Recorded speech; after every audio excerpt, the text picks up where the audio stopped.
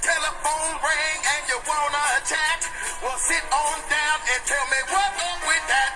Ooh-wee. What up with that? What up with that? Ooh-wee. What up with that? What up with that? He said, she said, we said, he said, what up with that?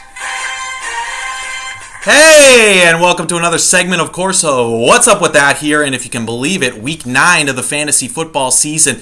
Lots to get through this week, and I am not even touching that presidential election last night. What was up with that? Let's start with some trades here in the League of Legends standings, which are all in the pending stages. So let's assume that not 1, 2, 3, but 4 fantasy football trades will be going through to start play for week 10. Starting with Bill, he received some much-needed tight end depth. He received Tyler Eifert from Bud, who in turn received Mike Wallace, wide receiver, Baltimore Ravens, and Kobe Fleener. For Bud, he's going to get a lot of depth at some key positions there. And for Bill, desperately needed that tight end. Tyler Eifert will slide nicely into that void.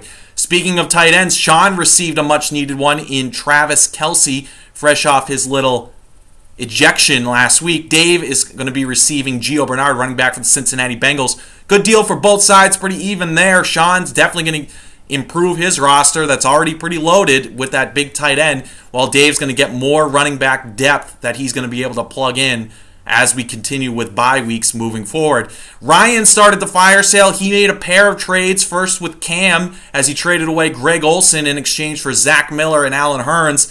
For Cam, that's a huge pickup there with Greg Olsen, another tight end. You can see a trend here.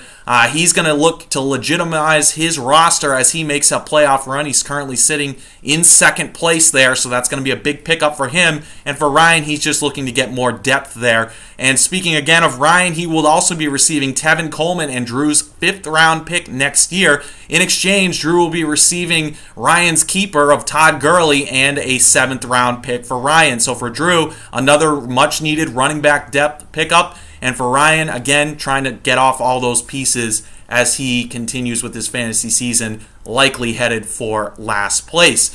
So now the trades are underway. Let's get into the action from week 9, starting, of course, with Bill, who suffered a tough loss to Adam this week, but does remain in first place based on his point total with a record of 6-3. Bill's really getting nothing out of his running back position and made a very peculiar decision to start both Minnesota running backs this week. How'd that work out?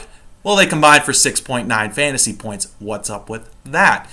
Going into second place, staying there, is Cam, who comes in with a record of 6-3 to week 10 action. Unfortunately for Cam, he had built up himself a nice lead, but Jimmy Graham and the Buffalo defense took that right away from him. So Cam honestly didn't get that much out of Jarvis Landry and Theo Riddick this week, but on the bright side, it appears he has found his QB of the future in Marcus Mariota, who had another big performance this weekend. Steve stayed in third place, and it's really been a season of streaks for Steve this year. He's won his first 2, lost his next 3, and has now won 4 in a row as he moved up the standings into third place. Steve received a monstrous performance out of Melvin Gordon, who's been one of the best running backs this year in fantasy, and catapulted him to a victory over Dave this week. Steve is looking a little bit thin, though, at the wide receiver position, so let's see if that corpse holds up as he attempts to make his stretch drive. Hey, speaking of stretch drives, Sean, another week, another high point total for the commissioner as he took down Ryan by a whopping 52 points this week. Mike Evans has really started to come in his own in the last couple of weeks, and when you combine it with Sean's lethal running back combination, Sean is the one to watch as we start heading towards the playoffs.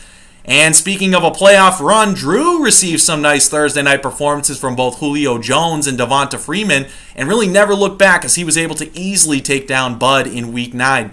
Drew was able to withstand Jeremy Maclin's 0-point performance. Need to get something out of him, though, as he continues to make that stretch run. Another gentleman who's trying to make another stretch run is currently sitting in the last playoff spot. Remember, it's 6 this year.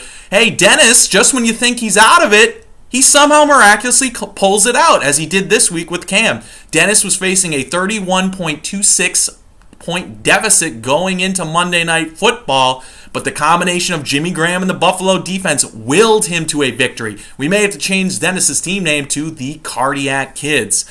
And speaking of up and down, it appears Adam was making a nosedive towards the bottom of the League of Legends standings, but alas, he was able to come through big time, putting up 163 fantasy points this week and taking down first place Bill.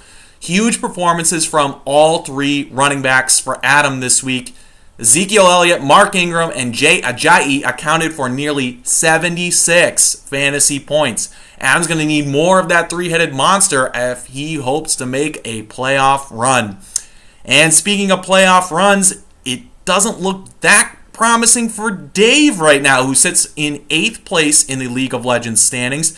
Another week, another costly lineup decision for Dave. This time he left Latavius Murray and his 31 fantasy points on the bench.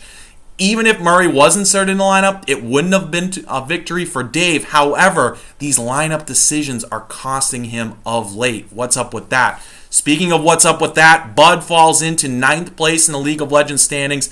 Rough performance this week as he lost to Drew. Bud was dealing with a lot of bye week blues this week, and it showed as he mustered only 89 fantasy points. Let's see if this deal that he just made with Bill can jumpstart his lineup, as he needs some much needed points to not only make up the deficit of winning these games, but also to catapult gentlemen who have similar records in the standings. And speaking of the standings, someone who's sitting firmly at the bottom of the standings at this point in the season, of course, is Ryan. For Ryan, the fire sale has begun. He has traded Greg Olsen and Todd Gurley this week, and he's just looking forward to getting out of this season and starting fresh next year. Luck really just hasn't been on Ryan's side from the start as he falls to 1-8. Should we start the coordination of the pink shirt? Perhaps? We'll see. But hey, we'll see you next week.